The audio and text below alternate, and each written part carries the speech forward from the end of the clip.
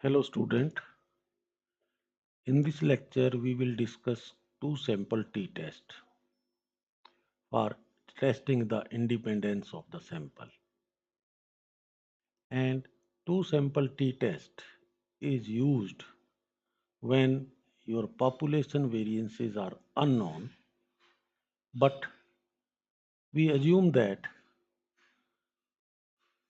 the variances of populations are equal and sample sizes are small, as we did in the one sample t-test. So let us start two sample t-test. So this test is used when population variances are unknown. Means variances of these populations are not known to you, but we can assume that they are equal, right? And sample sizes are small. Means the sizes of the samples are less than 30. Now suppose x1, x2, xn1.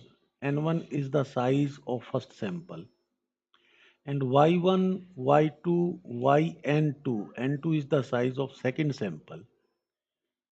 Be two samples which are independent of each other and random also, whose size is n1 and n2 respectively.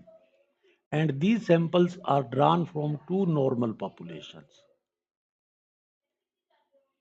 First population is one whose mean is mu1 and variance is sigma 1 square. Second population is also normally distributed with mean mu2, variance sigma 2 square. So we have two populations.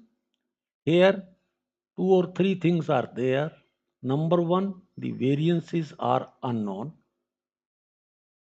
and but it is assumed that they are equal, and the sample sizes are small, means less than 30. So like other tests, this test also requires some assumptions. So this test is based on these assumptions. Number one, the populations are normal, means if x is distributed normal with mean mu1 and variance sigma 1 square. Similarly, y is another variate and it is also normal with mean mu2 and variance sigma 2 square, right? So we draw independent sample from these two population, and number two, the samples are independent and randomly selected from these two populations. Number three, the population variances are unknown but equal. I mean to say sigma 1 square is equal to sigma 2 square, right? And number four, sorry, sample sizes are small, means n1 and n2 they are less than 30. Then we will use a test statistics T, which is given by x bar minus y bar divided by, you will take s1 square upon n1 plus s2 square upon n2. So your test statistics will be like this. Now how this formula come into picture? Now we assume that s1 square is equal to s2 square, say it is equal to s. If I substitute this s in place of s1 and s2, what I will get? So your t will be x bar minus y bar divided by under root s square upon n1 plus s square upon n2. And on simplification, you will get x bar minus y bar. If I take s square common, and so s is taken out from the square root, what I will get? I will get 1 by n1 plus 1 by n2. And on simplification, you will get x bar minus y bar divided by s under root. If I take the LCM, if I take the LCM, I have written this thing wrong, I think. So it becomes, say, N1, N2 plus N1 upon N1, N2. So on simplification, you will get this formula, where this S is the pooled variance, where this S is the pooled variance of two samples, which can be calculated like this: N1 minus 1. You are familiar with the pooled variance formula, and N2 minus 1 S2 square divided it by N1 plus N2 minus 2. So S square is this, and it is known as pooled variance. So how you will conclude this test? So conclusion, if your computed t value, if your t calculated is compared with t tabulated at n1 plus n2 minus 2 degrees of freedom at a particular level of significance, say alpha, and you reject null hypothesis if modulus of t calculated is greater than t tabulated. So this is two sample t test or independence of sample. Then we will understand this with the help of an example. So example is, increase in weights of 10 animals fed on a diet A for certain periods are 10, 6, 16, 17, 13, 12, 8, 14, and 15, and 9. We take another sample, random sample of 12 animals, that is N2. So this becomes our N1 and this becomes our N2, second sample size. And these animals fed on a diet B gave increase in weight, these, up to 17. Now we want to test whether diet A and B differ significantly as regard their effect on the weight. So actually we are want to find out whether the mean of first sample, which we will represent it by x1 bar, and x2 bar is the mean of second sample, whether they differ significantly or not. हमारा objective ये है कि आप पहले sample का mean दूसरे sample के mean से स्टैटिस्टिकली डिफरेंट है या नहीं है. तो हम क्या करेंगे? First of all we will find out the diet A. In diet A, we have selected 10 animals, so N1 is my 10. Then sum of all the observation is 120, and sum of deviation and its square from mean is comes out to be 120. Then for diet B, N2 is the sample size, which is 12. Sum of all the y's is 180, and their deviation from mean and squared, and then their sum will be 314, and we have chosen alpha as 0.05. So you can find it out with the help of putting these values: 10, 6, 16, 17, 13, 12, and then 8, then 14, then 15, and then 9. If you add all these observations, you will get 120. So first of all, you can find out its mean. So x bar is 120 by, because 10 observations are there, so it is 12. Now find the deviation of xi minus 12, x bar. So it is minus 2, it is minus 6, it is 6, it is 5, and this is 1, this is 0, this is minus 4, this is 4, this is 3, this is minus 3. And their square, so it is 4, 36, 36, 25, 1, 0, 16, 16, 9, and 9. If you add all these, 36 plus 36, 72, 76, 101, 102, and 32, 134, and 18, it comes out to be how much? You check.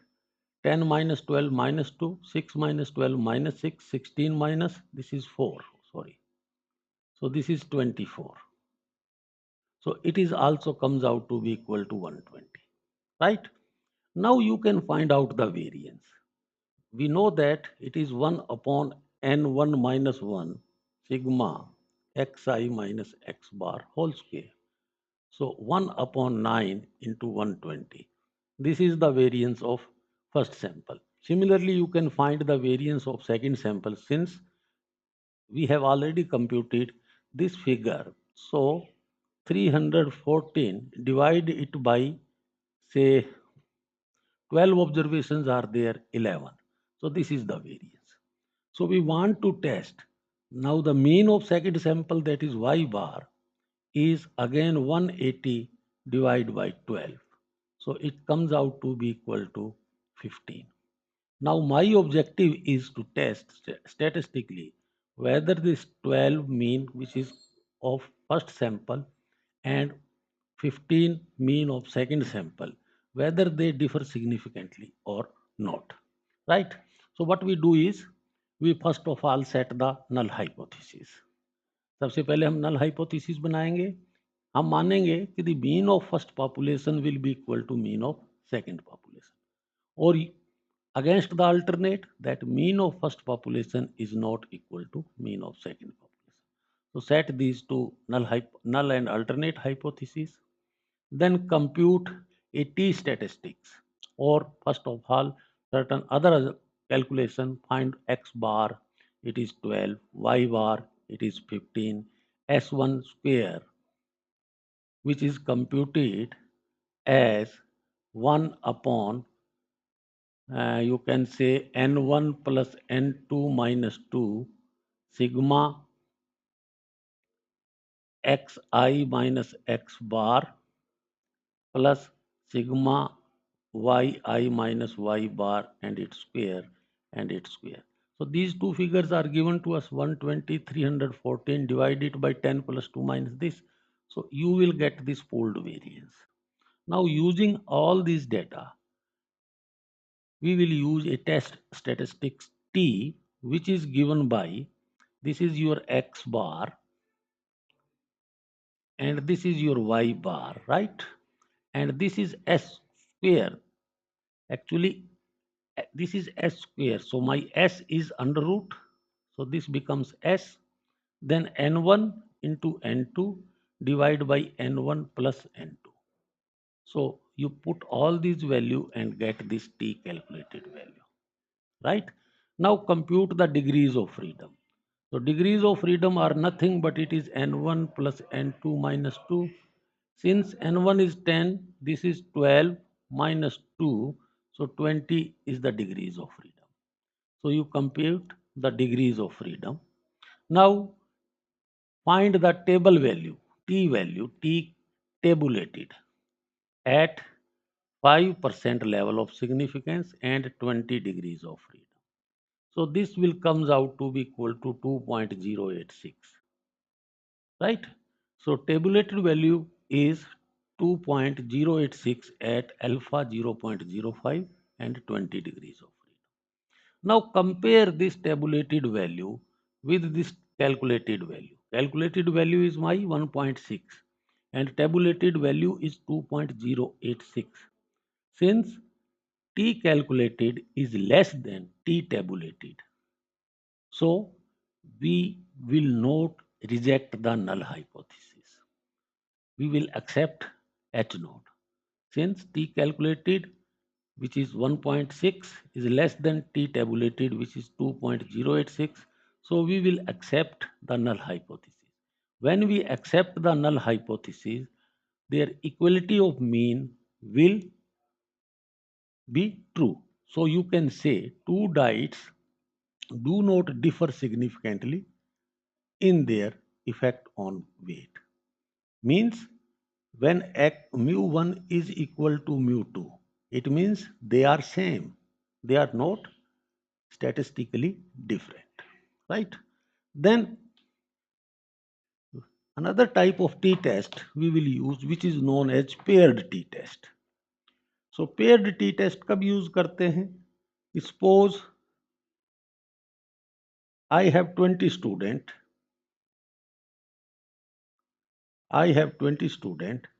and I take a test of these 20 students on statistics and their scores are recorded, right?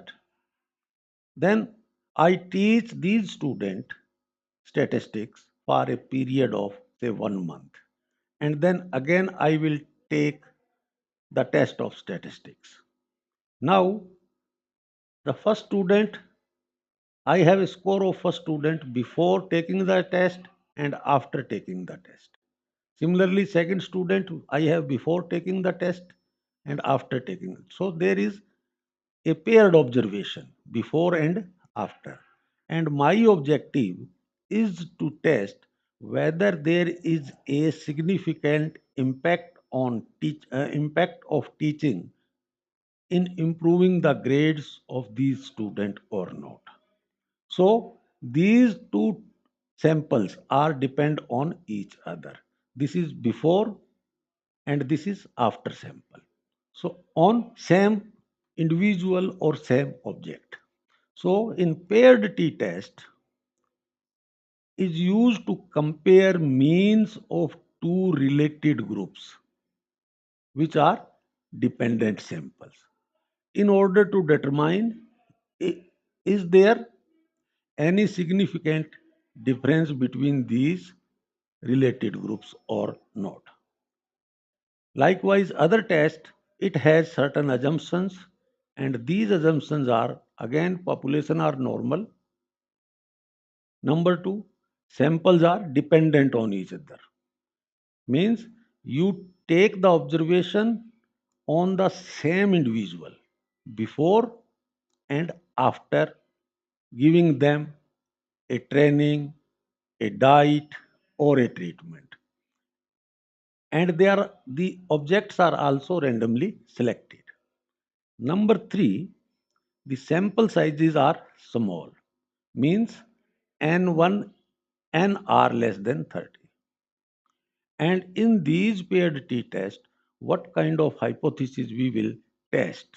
So hypotheses to be tested are null hypothesis means mu1 is equal to mu2, or you can say mu1 minus mu2, which is say mu d difference, and I want to test this difference is equal to 0 or not. It means if it is 0, then you can say that population means are equal in both samples. Alternate hypothesis H1 is mu1 is not equal to mu2, or you can say the difference in mean is not equal to 0. So this is two-tailed test. Mu d is greater than 0 or mu1 greater than mu2, which is equivalent to mu d is greater than 0. When mu1 is greater than mu2, which implies mu1 minus mu2 should be greater than 0, right? And this mu1 minus mu2 is represented by mu d, which is greater than 0. So this is right-tailed test. Similarly, if mu1 is less than mu2, which implies mu1 minus mu2 less than 0 or mu d is less than 0. This is left-tailed test. So you can test either of these alternatives. Then your test statistics as usual is given by t test, which is nothing but d bar, multiply by under root n divided by SD. Now, what is your D bar? Since you find out the differences of say x1 minus x, this is pre-test, this is post-test, ठीक है? इसको xp 1p or 1 post. So you will find D1. Similarly, 2p minus x 2po, this is D2. So in this way, xn p minus xn po, it is Dn. If you sum up all these differences, then how you will find out? Find out the sum of all the differences and divide it by n. It will give you the D bar. ठीक है?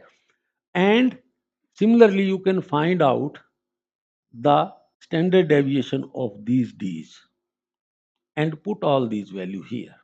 So where D bar is sum of all the DI's and divide it by n, it means means of their differences, and SD square is given by 1 by n minus 1 summation DI minus D bar whole square, which is known as the variances of the differences. Rest of things are same. So conclusion, compare this T calculated with T tabulated at alpha level of significance and n minus 1 degrees of freedom.